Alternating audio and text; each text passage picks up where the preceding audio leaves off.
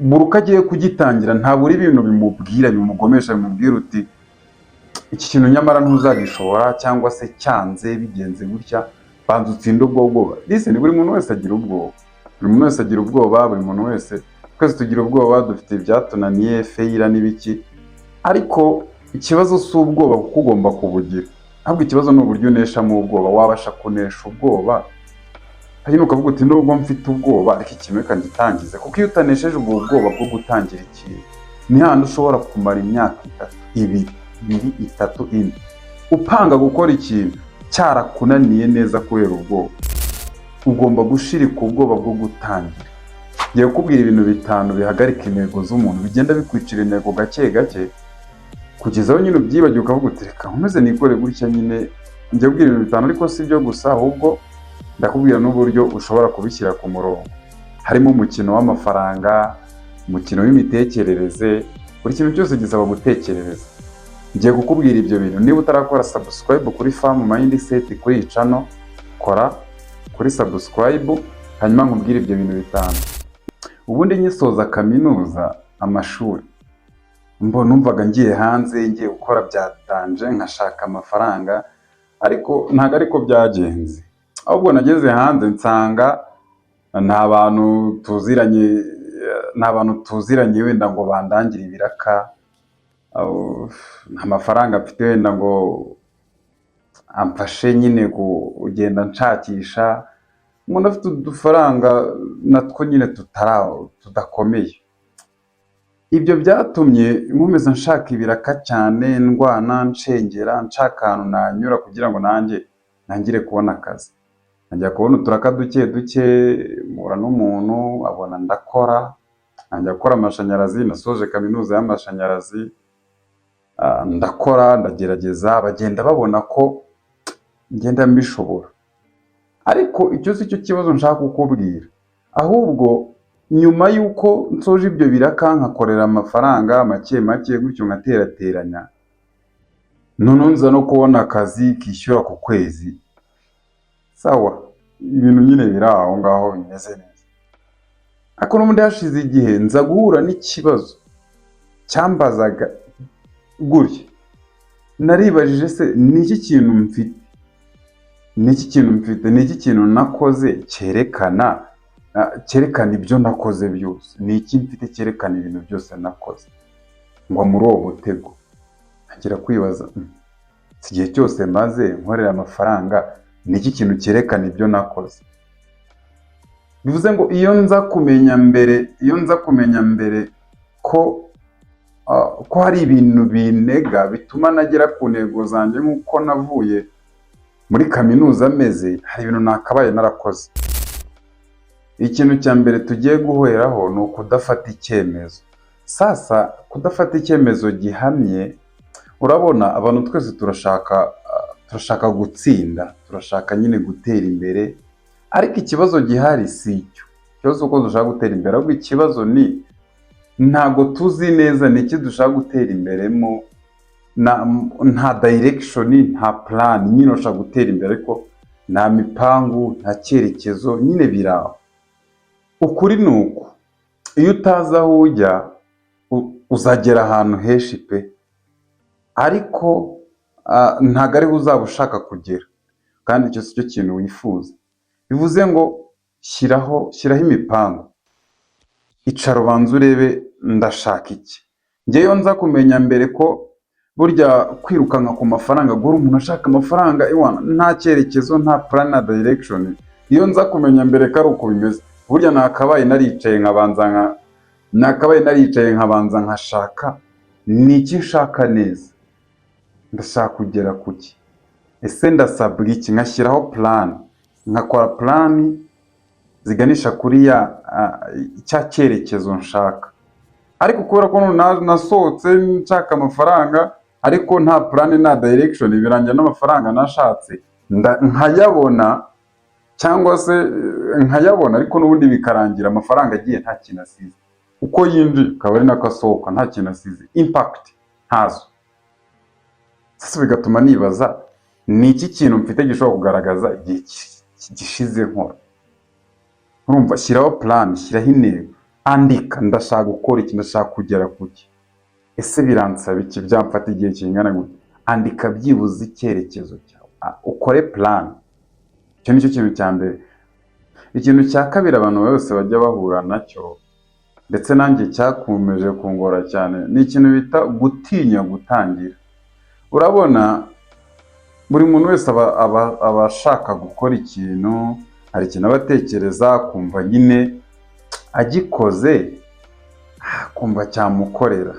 Uko nabuze nganira n'inshuti yanjye, arimo ambwira ikintu ashaka gukora, ikintu ashaka gutangiza, ndamubaza uti ese uragikunze? Uti numva ngikunze. Hanyuma si ibyo wakoraga byose nabikundaga. Okay, icyo ni ikintu cyiza. Ikibazo cya kabiri yari afite kimubuza gutangira, cyangwa se kimutera ubwoba bwo gutangira, burya yigize gushora mu kantu, hari akantu yari agiye gukora agashoramo, biranga, karamuhombera. Kamuhombeye rero ahita agira ubwoba nyine, aratinya, aravuga uti nongeye gukora ikintu ngashya. Sasa ubwo bwoba nibwo bwagomeje kugenda bwirema kugeza aho ananiwe gutangiza icyo kintu. Hashira imyaka 3 ikintu yagitangije, hashira imyaka 3 yikora akazi ke gutyo, ariko n'ubundi iyo myaka 3 yashize, nubwo yabaye fail, ibintu byose yakoraga bikamunanira, nako ibintu yaragiye gukora bikamunanira, byatumye amara imyaka nawe yibaza ngo ese ko nanze gutangira, nka failinga, nkomeza ngira ubwoba, bikomeza meze bike, kubera iki mfite ubwoba? Urumva yaje kugira gute? Yaje gutinya gutangira. Sasa iki kintu kigirwa n'abantu benshi, gutinya gutangira. Niba ufite business wumva wakora, akantu wumva wafatanya n'akazi, ikintu wumva, projet wumva watangiza. Hari abakunda gushyiraho projet yo gukora siporo kugira ngo biyumve neza, abakunda gushyiraho projet yo gusevinga, kwizigamira, dore ko byananiye abantu benshi. Buri uko agiye kugitangira ntabura ibintu bimugomesha, bimubwira uti iki kintu nyamara ntuzagishobora, cyangwa se cyanze bigenze gutya, banza utsinde ubwo bwoba. Listen, buri muntu wese agira ubwoba, buri muntu wese, twese tugira ubwoba, dufite ibyatunaniye, failure n'ibiki, ariko ikibazo si ubwoba kuko ugomba kubugira, ahubwo ikibazo ni uburyo uneshamo ubwoba. Wabasha kunesha ubwoba, hanyuma ukavuga uti nubwo mfite ubwoba ariko ikintu reka ngitangize. Kuko iyo utanesheje ubwo bwoba bwo gutangira ikintu, ni handi ushobora kumara imyaka 2, 3, 4 upanga gukora ikintu cyarakunaniye neza kubera ubwoba. Ahizo wenda ukahita ukubitaho n'aba bantu baba batuzengereje, bahora batugira inama z'ukuntu ibintu dushaka gukora bitazakunda. Ntabwo waguma muri iyo gahunda ngo ntabwo byakunda. Ugomba gushirika ubwoba bwo gutangira. Shyiraho intego, nurangiza uvuga uti igihe iki n'iki ndaza kuyikora. Byibuze hari icyizere ko noneho ubwonko butangira kuvuga uti okay, turi kujyamo neza, reka noneho wa mushinga tuwushyire kuri gahunda. Hanyuma nubwo watangira akantu gatoya, cyangwa se ugatangira kugakorwa gato cyane. Niba ugiye gutangira projet yo gusevinga kuko ushaka kugura inzu, sevinga kuko ushaka kugura ikibanza, kubakisha n'utundi tuntu, even if watangira gatoya cyane, ibyo ngibyo byibuze bitangira kukumaramo ubwoba. Ikintu cya mbere kiba ushobora gukora ukazicuza, ni ukunanirwa ikintu utagerageje. Kuko baravuga ngo never fail to try and fail, but never fail to try. Gerageza unanirwe, ugerageze unanirwe, ariko ntuzavuge ngo ikintu cyakunaniye utakigerageje. Tangiza akantu nubwo kaba gatoya, niko ugenda ushirika ubwoba. Ikintu cya gatatu tugiye kurebaho ni ukuba muri uyu mukino w'amafaranga tutawugenzura, cyangwa se tutagenzura amafaranga twinjiza. Listen, niba ari ikintu gishobora gutuma umuntu agenda agwa hasi, ni ukutagenzura umukino w'amafaranga. Ndabisobanura gutya. Umukino w'amafaranga ni umukino ubundi usaba mindset hejuru, ni umukino usaba kuba ufite imitekerereze imitekerereze yagutse, reka mbivuge gutyo, yagutse, ariko itagutse mu buryo ngo waratsindaga cyane mu ishuri, oya, ahubwo ni gute uzi gukoresha amafaranga. Listen, ubundi iyo inkoko iteye igi, abantu mwese muranyumva, iyo inkoko iteye igi ntabwo iryo gi rya mbere ry'inkoko uhita urirya, ahubwo biba byiza iyo iryo gi rya mbere uryihoreye rikabanza rikavamo umushwi, n'irya kabiri, n'irya gatatu, n'irya kane, sasa inkoko zikabanza zikaba nyinshi, noneho ukabona gutangira kurya amagi cyangwa se kuyakoresha ibindi bintu. Bivuze ngo ntushobora kurya umwana w'ikintu none we kubera icyo amafaranga akuje mu ntoki. Amafaranga cyangwa se amafaranga ya mbere ubundi ni umwana wa mbere uvutse kuri ayo mafaranga, kubera icyo uhita urya uwo mwana. Bivuze ngo kuba uriye uwo mwana wa mbere w'amafaranga, reka mbivuge gutyo, bivuze ngo uwo mwana, bivuze ngo wowe nyiri uwo mwana wa mbere w'amafaranga uyaremye nta buzukuru uzigera ugira, nta n'abuzukuruza uzigera ugira, kuko uba ugomba kureka abo bana ukabarera bagakura bakabyara, bakabarera bagakura bakabyara, kugeza wowe wabyaye uwo muryango ufite abuzukuruza, abuzukuru n'abuzukuruza. Bivuze ngo rero bifate nk'amafaranga. Amafaranga ya mbere akuje mu ntoki buriya ari amafaranga asa yo kurira, ni umwana, kandi umwana agomba kubyara ukagira abuzukuruza. Ubundi uri supposed yo kurya amafaranga, uri supposed yo kurya amafaranga y'amuzukuru, amuzukuruza y'ayo mafaranga. Kubera iki? Anytime amafaranga aje mu biganza byawe ukahita uyarya, bise uriye imbaraga zawe. Ese ujya ubona ko umwe muri bagenzi banyu mugendana cyangwa muri kumwe, ujya ubona ko inshuro nyinshi mugenzi wanyu babwira uti tujya ahantu dukora iki, ujya ubona ko ari wowe ubarusha amafaranga cyangwa se ubarusha amikoro. Muri buri gurupe iba ifitemo umuntu yiyoboye, uwo muntu aba afite amafaranga buriya, kandi niyo yavuze ngo tugende, niyo yavuze ngo dukore iki, niyo yatanze igitekerezo muramwumva, kubera ko afite amafaranga, kandi amafaranga ni imbaraga. Bivuze ngo niba umuntu ufite amafaranga muri mwe ababwira ngo mukore iki, dukore iki, akabahereza igitekerezo mukagikora, ni ukubera ko afite amafaranga, kandi amafaranga ni imbaraga. Bivuze ngo wowe uruka amafaranga kuje mu biganza ukahita uyarya mbere y'uko uyabyaza umusaruro, uba uriye imbaraga zawe. Bivuze ngo nawe ushobora kumva igitekerezo cyawe kuko nta mafaranga ufite. Bivuze ngo iyo amafaranga uriye imbaraga zawe. So kuri uyu murongo wa gatatu bivuze biki? Bivuze ngo intambwe ya mbere yo gutuma utangiza amafaranga gutyo cyangwa udakoresha amafaranga gutyo ni ugutrackinga amafaranga cyangwa se kugenzura amafaranga. Amafaranga yanjye ndi kuyakoresha iki? Ari gukoreshwa gute? Ninyakira nzayakoresha gute? Niba ushaka iyi topic nzayivugaho cyane, y'uburyo wa tracking amafaranga, andika muri comment tracking cyangwa se kugenzura, utaza kuyibona bizatuma uyu murongo nkutindaho cyane. Ugomba kumenya amafaranga asohotse n'ayinjiye, kandi amafaranga niba uhembwa ku kwezi ugomba kumenya niba uhembwa ibihumbi ijana nibingera mu ntoki birakora iki. Anytime udahaye amafaranga direction, icyerekezo ajyamo, amafaranga yagutegeka icyerekezo yajyanamo. Ibyo ni ukuri. Bivuze ngo tangira ugenzura ni gute amafaranga aje nayakoresha neza, ni gute nabasha kugenzura amafaranga yagiye.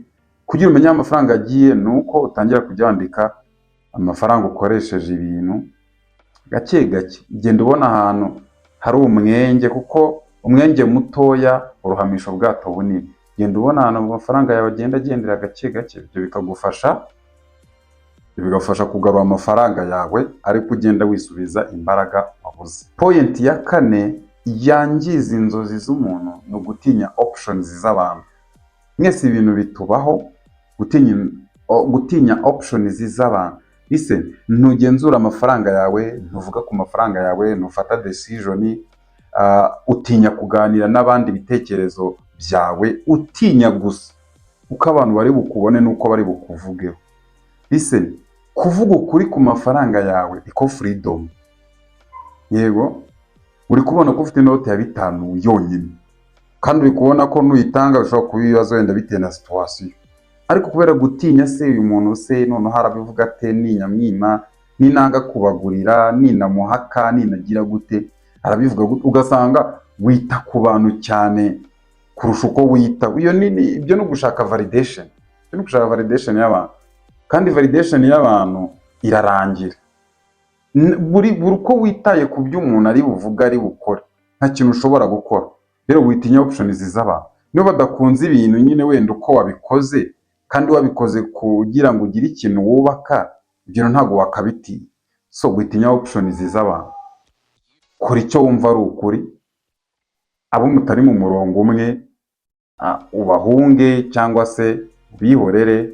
Ikigare nyine ukihorere, n'igihe ushaka kuva mu kigare ariko bikanga kubera gutinya uko abo bantu mwari muri kumwe muri groupe bavuga bari bugire n'ibiki, ugatinya gutangira business. Ubuse none babona natangiye aka kantu nabo bari bumbwire ngo sinzi bara. Sasa ibyo bintu nugomeza kwita kuri ibyo nta kintu uzageraho. Ibyo byangiza intego cyane. Bitangiye kwita ku cyo bazageraho, bisaba gukora nta muntu witayeho. Kuko iyo witaye ku bantu bagushyira hasi shwadi. Ibyo ngibyo bigiye kutugeza ku ikintu cya nyuma aricyo cy'ingenzi abantu bose. Iki ngiki cy'abantu bose gikunda kubamerera nabi, ntabwo dukunze kucyitaho.